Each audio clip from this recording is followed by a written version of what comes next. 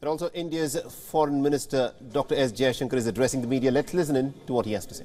Foreign Ministers meeting, and I was privileged to chair two very productive sessions which are covering various dimensions of international cooperation.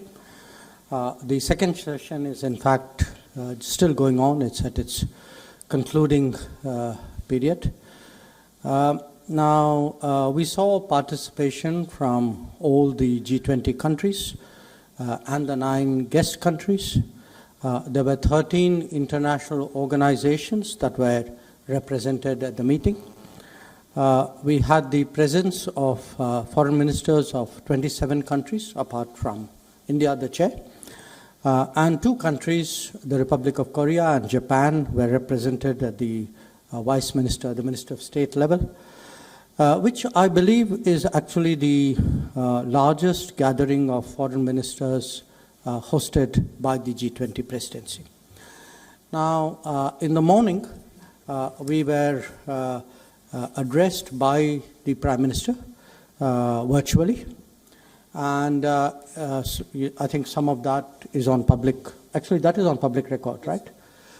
And for those of you who may not have seen it, he gave us some pretty forthright advice and I would say strong guidance on what the foreign ministers should do at the meeting. If I were to sum up what the Prime Minister told us, there were 5, to my mind, important points. One, he noted that multilateralism is in a crisis today, and in terms of preventing future wars and fostering international cooperation, which were its 2 primary tasks, it had failed. The second point he had made was that it was important to give a voice to the global south because the world was seeing a lot of countries actually regressing on their sustainable development goals pathway. We were witnessing unsustainable debt. These were countries who were most affected by global warming, and therefore it was particularly important to hear them.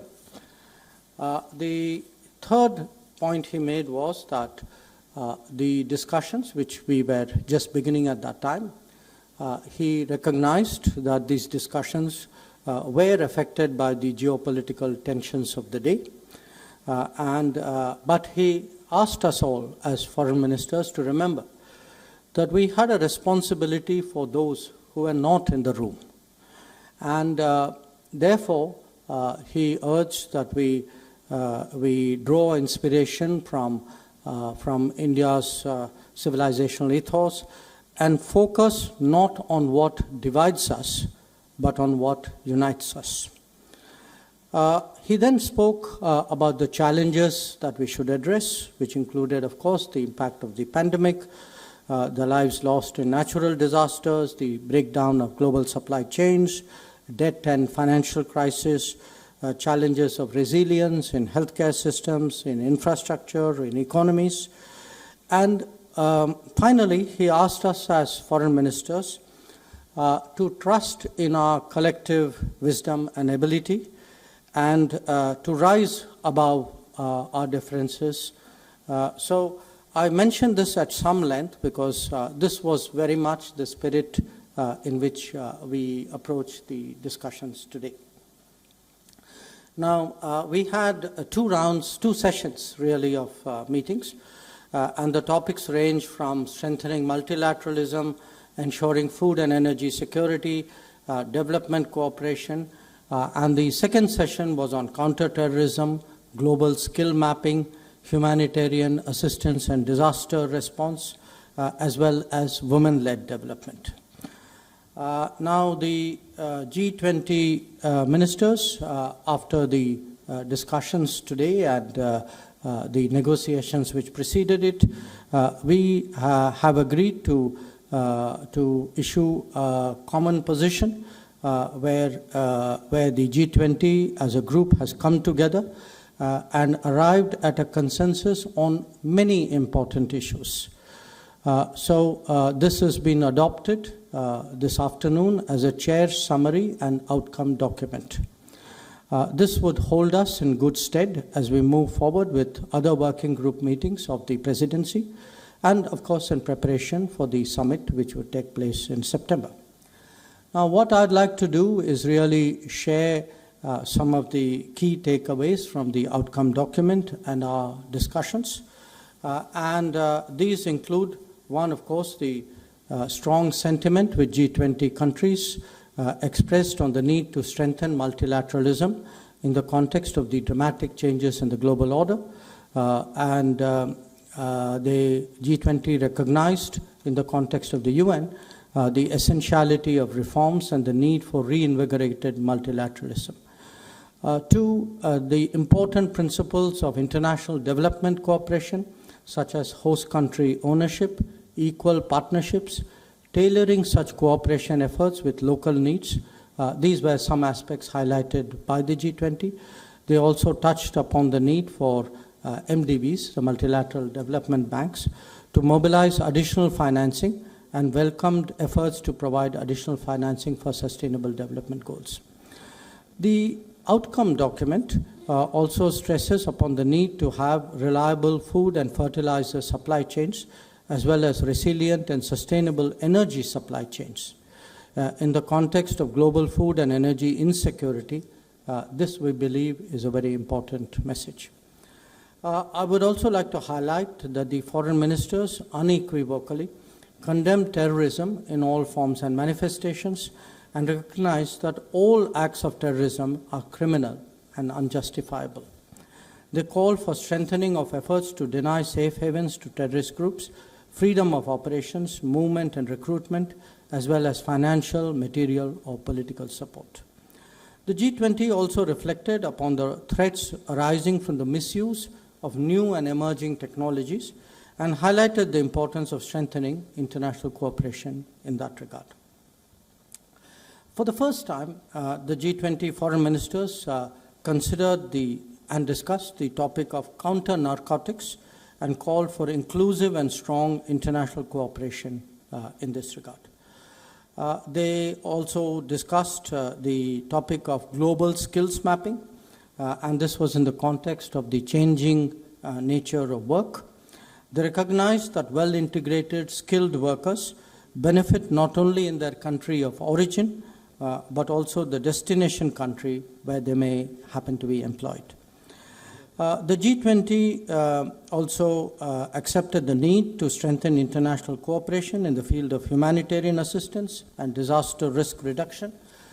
This will be further discussed in the working group on this particular subject, which has been newly set up by the Indian presidency. Now, as you all know, women-led development is one of the key priorities of the Indian presidency, and it has been personally highlighted by the Prime Minister. After due deliberations on the G20 table, the foreign ministers affirmed the need to put gender equality and empowerment of women and girls, including their leadership, at the core of our efforts for inclusive recovery. Important discussions on global health were also held. The statement, the outcome document I'm talking about, highlights the need for strengthening key aspects of global health architecture, support for the pandemic fund, and continued political attention to global health. It stresses the need for implementing the One Health approach. The foreign ministers addressed climate action in the context of common but differentiated responsibilities and urged developed countries to fulfill their commitments to deliver on the goal of jointly mobilizing $100 billion per year urgently and through to 2025 to tackle climate change.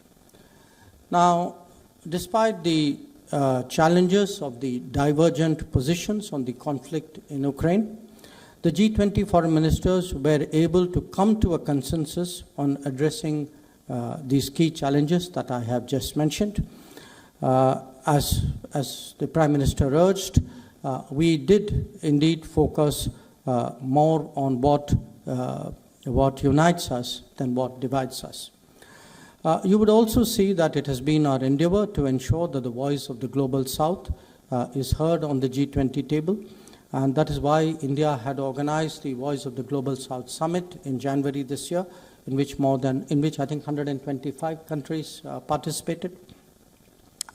So the agenda for the foreign ministers meeting, as well as the outcome document, has very clearly taken forward the priorities of the Global South. We are also particularly glad that to see so many of our friends and partners from the Global South on the table, because India, as President, had invited them. I would also like to point out that today's sessions commenced with a moment of silence to pay respect to those who lost their lives in the recent earthquakes in Turkey and Syria. Ahead of our deliberations in today's first session, as I told you, the Prime Minister gave his virtual address to the foreign ministers.